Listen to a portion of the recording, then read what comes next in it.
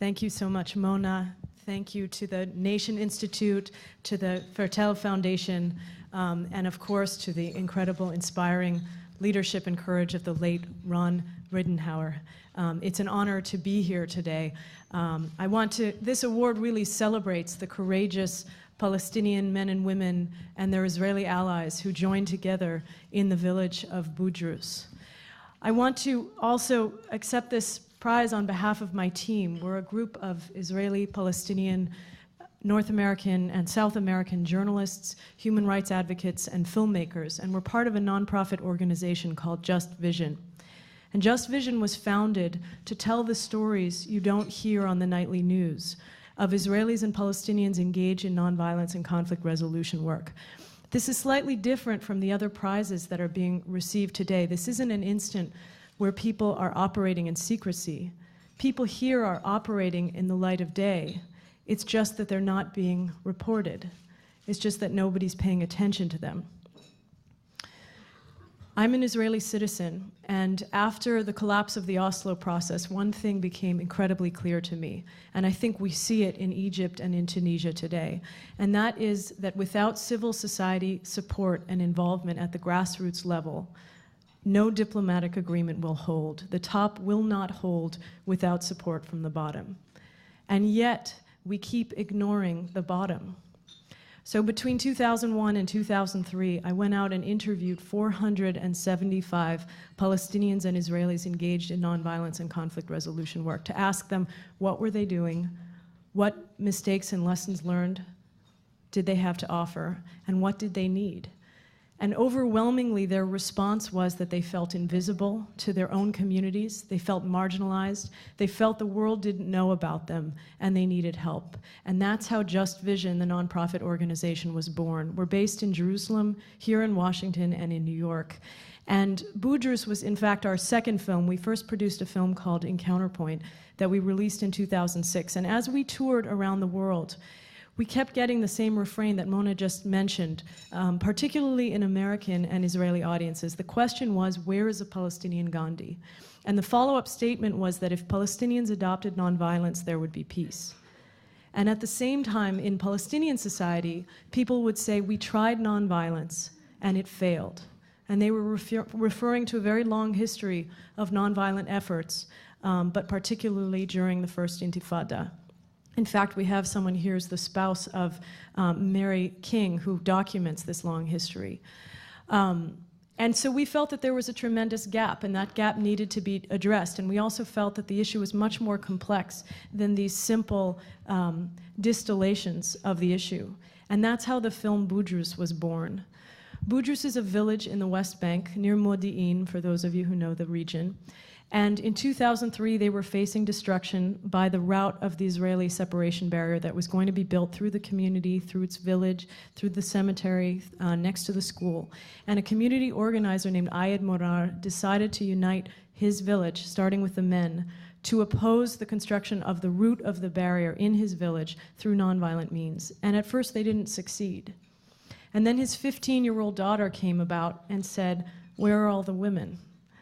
And frankly, I'd like to see more women whistleblowers in the future. So this is to all the women in the audience. We need more women up here in the future. She said, "Where are all the women?" And he, in true community organizing fashion, said, "If you want women, go ahead and organize them." And she did. And she brought women to the front lines. And then Israeli activists started to join. And very soon, you had something incredibly unusual. You had members of Hamas and Fatah, men and women, Israeli and Palestinian, standing together, protecting each other in this village. And I'll say that there's one moment in the film, we can't actually translate it because the words are moving so quickly.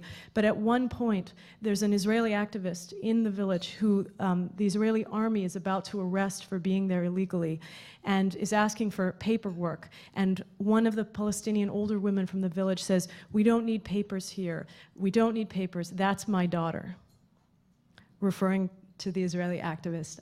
I choke up every time I think about it. these relationships we are not seeing on the nightly news. And not to make ourselves feel better, but because we need these individuals to be supported and encouraged. People did not take seriously the April 6th movement in Egypt several years ago. Forgive me, I'm not a scholar of Egypt, and Mona, you know far more. But we were not taking seriously the nonviolence efforts and the civil society efforts on the ground until they erupted en masse. We need to pay attention. Now, what happened in Budrus is happening all over the West Bank and East Jerusalem today. And what is still invisible, even though every major news outlet since the film came out has covered this story. It was the first time, from Al Jazeera to the New York Times, from Al Arabiya to the BBC, the first time that this story was reported in its entirety happened several years after the fact when the film came out. But what isn't being reported today is what's happening to these leaders on the ground. Many of them are in prison. Many of them are facing crackdown, both Israeli and Palestinian, although, of course, the majority of these movements are Palestinian.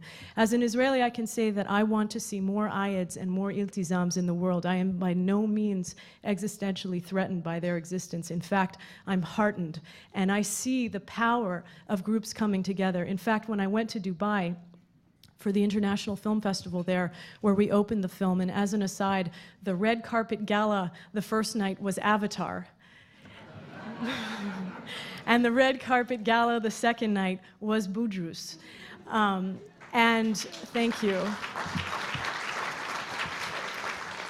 And as another aside, when we showed the film in Dubai, there was a journalist, an Egyptian journalist, who at the time, December 2009, simply could not believe that nonviolence could achieve political results.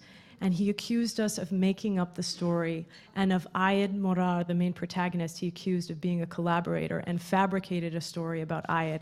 And I'm just amazed at how history has changed and what he would think today if he had saw this film in 2011 instead of in 2009. But when we were in Dubai, I sat down with Iltizam, this leader of the women's movement. She's now studying medicine in Sarajevo, and we talked, and she talked about how she's challenging anti-Semitism in Sarajevo because of the impression that the Israeli activists made upon her in Budrus. These connections are lasting, they are deep, they are long, and they bode incredibly well for the future of the region. And that's why I think that we need to cover them, support them, and protect these individuals. So it's been an incredible ride with Budrus so far. We're still opening in theaters across the country. We've been opening across the UK and Germany. We've shown in every art house cinema in Israel. But there's a lot more work to do. We are a nonprofit organization, so our team in the coming year and in the last year have been taking the film to refugee camps, to audiences in Gaza, all across the West Bank, to women's groups, bringing them to meet with the women of Budrus, to pre-military programs in Israel and universities in Israel, and to faith leaders and others who have the potential to both think through what it means to engage in a nonviolent struggle, what constitutes a nonviolent struggle, and also what is the appropriate ethical response to a nonviolent struggle. So I'm very grateful to this award, but I hope that we take this in the spirit of wanting to encourage and protect and promote the voices like Ayeds, like Kobis, like Iltizams that you see in Budrus, so that we can see more nonviolent movements flourish, better and stronger relations, more of a sense that the existential needs of one community in the region has everything to do with the well-being of the other community in that region. So I hope that you'll join me. Our film, by the way, comes out on DVD on May 10th. Please help us to get this story, but also the subsequent stories into the headlines. And thank you so much for this honor.